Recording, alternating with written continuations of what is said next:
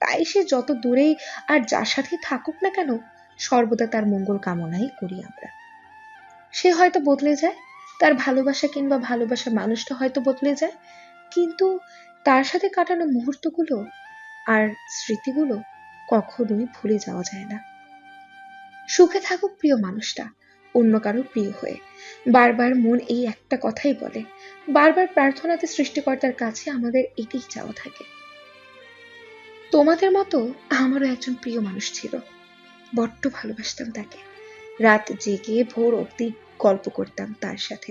বড্ড ভালো মনের ছিল সে, কত শত রকম সারপ্রাইজ দিত সে আমাকে। তোমাদের মতো আমারও একজন প্রিয়জন ছিল, বড্ড ভালোবাসতো আমাকে, কত শত প্রতিশ্রুতি দিয়েছিল আমাকে, কত সুন্দর সুন্দর মিষ্টি মিষ্টি গল্প শোনাতো আমাকে। তোমাদের মতো আমারও একজন প্রিয়জন ছিল, বড্ড স্বার্থবাদী ছিল সে। নিজের স্বার্থ হাসিল হবার পর সে বদলে গিয়েছে, আজ সে আমার চেয়ে অনেক অনেক অনেক দূরে। তোমাদের মতো আমারও একজন প্রিয়জন ছিল, বড্ড প্রয়োজন ছিলাম আমি তার। প্রয়োজন মিটিয়ে দূরে ছুড়ে মেরেছে আমাকে। খুব বড় রকম ভুল করেছি, প্রয়োজন আর প্রিয়জনের মাঝে পার্থক্য বুঝতে পারিনি। বড্ড বোকামন। বারবার সে স্বার্থপর প্রিয়জনকেই খুঁজে ফেরে, যার কাছে শুধুই ছিলাম প্রয়োজন। 7 মাসের বাচ্চাটা পেটে নিয়ে যখন বাবার সামনে দাঁড়ালাম, বাবা চোখের পানি ছেড়ে বুকে জড়িয়ে নিলেন। বাড়ির সবাই আমাকে নিয়ে মাতামাতি। 4 বছর পর নিজের বাড়িতে এলাম, তাও হাসি মুখে নয়, ডিভোর্সের কারণে। ভালোবেসে পালিয়ে বিয়ে করেছিলাম আবিরকে। বাড়ির বড় মেয়ে ছিলাম, তাই আদর যত্ন কখনো কম হয়নি। 3 বোন, 2 ভাই, বাবা মা। সুখের সংসারে অশান্তি দিলাম আমি। আবিরকে নিয়ে পালিয়ে বাবাকে যতটা কষ্ট দিয়েছি, সেটা আবিরের অবহেলায় আমাকে বুঝিয়ে দিয়েছে। একটা মানুষ যখন জানোয়ার হয়, তখনই সে তার বউয়ের ওপর হাত তোলে, অমানবিক নির্যাতন করে। সেদিনের পর আবিরের সাথে আর যোগাযোগ হয়নি। সব ভালোবাসার বন্ধন ছিন্ন করে নিজের সন্তানের কথা চিন্তা করে সব ত্যাগ করে চলে এসেছি। আমার সকল দুঃখ কষ্টকে অবসান ঘটিয়ে আল্লাহ আমায় কন্যা সন্তান দান করে। মেয়েটা দেখতে ঠিক আবিরের মতো হয়েছে। মেট্রিক পাস থাকায় গ্রামের একটা স্কুলে চাকরি করি। মেয়েকে মানুষ করার সকল দায়িত্ব তো আমাকেই নিতে হবে। বাবা অবশ্য চেয়েছিলেন আমাকে আবার বিয়ে দিতে, কিন্তু যেখানে ভালোবাসার সংসার টিকে না, সেখানে আবার বিয়ে কি করব? আর আবির আমাকে যে ভালোবাসা আর সুখের লোভ দেখিয়েছিল, তার ছেটে ফোটাও আমি পাইনি। ভালোবাসা বলতে কিছুই হয় না, সব হয় আবেগ আর মোহ, যেটা প্রথমে টের পাওয়া যায় না। যখন আবেগ কেটে যায়, তখনই সেই ভালোবাসার মানুষই হয়ে ওঠে চরম ঘৃণার মানুষ। আমার মেয়ে ইভা, ওর চরিত্রে সবটাই বাবার রূপ। ওকে নিয়ে আমার চিন্তা শেষ নেই, কখনো কোনো কষ্ট করতে দেই না। তবুও ভয় হয়, মেয়ে মানুষ, আবিরের মতো কোনো অমানুষ ছায়া যদি ওর মাঝে পড়ে, তাহলে আমার জীবনের মতো ওর জীবনটাও নষ্ট হয়ে যাবে। দেখতে দেখতে ইভা মেট্রিক পরীক্ষা দেবে। অনেক জায়গা থেকে ওর বিয়ের প্রস্তাব আসছে, কিন্তু আমার ইচ্ছে মেয়েকে অনেক পড়ালেখা করাবো। একটি আমার ছোট ভাই ইভাকে আমাকে কাছে নিয়ে আসে। ওদের দুজনের চেহারা অন্যরকম। ভাইকে জিজ্ঞাসা করতেই ওর যা বলল, নিজের কানকে বিশ্বাস করতে পারলাম না। ইভাও আমার মতো ভুল করতে বসেছিল, সেই ভালোবাসায় যেটা আমার জীবনটাকে নষ্ট করে দিয়েছে। সেই রাতে আর ঘুম হলো না, মেয়েকে অনেক মারলাম, রাগে কষ্টে সারা রাত পার করে দিলাম। পরের দিনই এবার বিয়ে ঠিক করলো আমার ছোট ভাইটা। ও শ্বশুরবাড়ির কি আত্মীয়, ছেলেটা খুব ভালো, সরকারি চাকরি করে। সবকিছু ঠিক। একদিনই ইভাকে বিয়ে দেয়া হলো। আমাকে একা করে মেয়েটাকে পাঠিয়ে দিলাম শ্বশুর বাড়ি। সে রাত আমার ঘুম নেই, সারা রাত কাঁদলাম। বুঝতে পারলাম সন্তান পাশে না থাকলে কতটা কষ্ট হয়। একজন মা সেটা বুঝতে পারে, কিন্তু একজন সন্তান সেটা বোঝার মতো মনেই করে না। 3 দিন পর ইভা আসে। ওর অবস্থা দেখে বুঝতে পারলাম সুখেই আছে। তবু মেয়েকে কাছে এনে কিছু সংক্ষিপ্ত যাচাই বাছাই করলাম।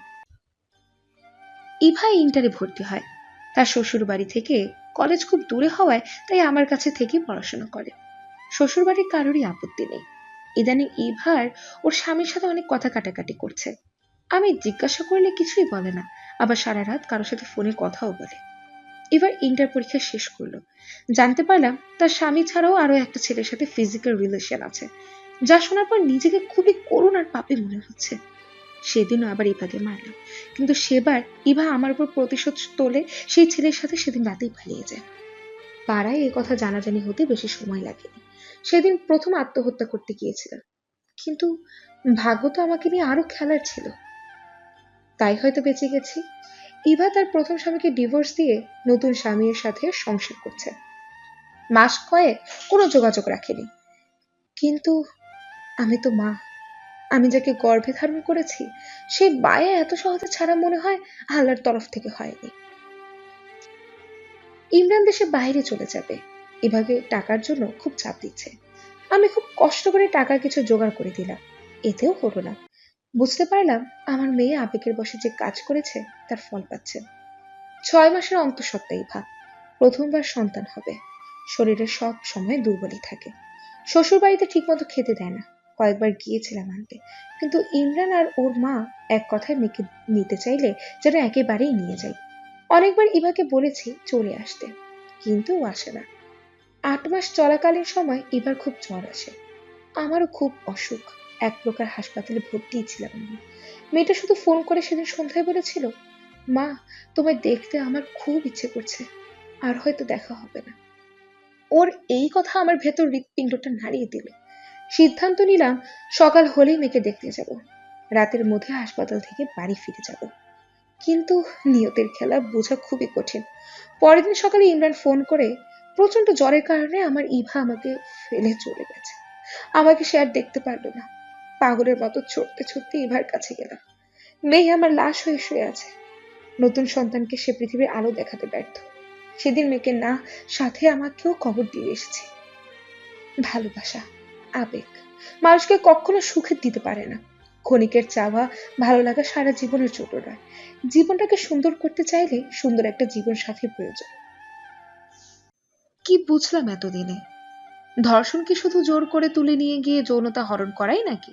হুম, একদম নয়। ধর্ষণের প্রকারভেদ বিস্তর। ওই যে বাড়ির বউটা সারাদিন ক্লান্ত হয়ে রাতের বিছানায় লুটিয়ে পড়ে, কিন্তু তার স্বামী সেসব তোয়াক্কা না করে নেতিয়ে পড়া বধূকে ভোগ্য পণ্যের মতো ব্যবহার করে, সেটাও কিন্তু এক প্রকার ধর্ষণ। দীর্ঘদিন প্রেমের সম্পর্কে জড়িয়ে রেখে ভালোবাসার প্রমাণ হিসেবে হাজার মিথ্যে প্রতিশ্রুতি দিয়ে প্রেমিকার কাছে যৌন সুখ নেওয়া হয়, আর সময় এলেই তাকে ছুঁড়ে ফেলে দেওয়া হয়, সেটাও ধর্ষণ বলা হয়। প্রতিদিন লক্ষ হাজার মেয়েদের ধর্ষণ হয় সম্পর্কের ইতি টানার মাধ্যমে। বছরের পর বছর মেলামেশা করে, ঘুরে বেরিয়ে যখন বলা হয় বাড়িতে তোমাকে মেনে নেবে না, তুমি মায়ের পছন্দ নও। হ্যাঁ, মানসিকভাবে এভাবে ধর্ষিতা হয় নারী। মেয়ের বিয়ে ঠিক হয়, সুন্দর আলাপচারিতার সুরম্ভ হয়, দেনা পাওনার কল্পনা মিলতেই সব স্তব্ধ হয়ে যায়। মেয়ে কলঙ্কিনী নামে পরিচিত হয়। জীবনে বেঁচে থাকতে কাটার মতো নানান কথা শুনতে হয় তাকে। ওই মেয়ের মন ধর্ষিত হয়, জানেন? হাজার হাজার নারী সতীত্ব হারায়, মুখ চেপে কেঁদে ওঠে পৃথিবীর কোনায় কোনায়। মন নিয়ে ভালোবাসি বলে, ছুঁড়ে ফেলতে দ্বিধা বোধ করেন না অনেকে। এভাবেও নারী ধর্ষিতা হয়। মজার বিষয় হলো, আমরা আন্দাজও করতে পারি না কত ধর্ষক হাতে মোমবাতি নিয়ে পথযাত্রা করে, কত বড় বড় মাথা নিজ দোষ চাপা দিয়ে মঞ্চে বক্তৃতা দেয়। তাই দরকার কি মোমবাতির প্রদর্শন? দরকার মানসিকতা পাল্টানোর।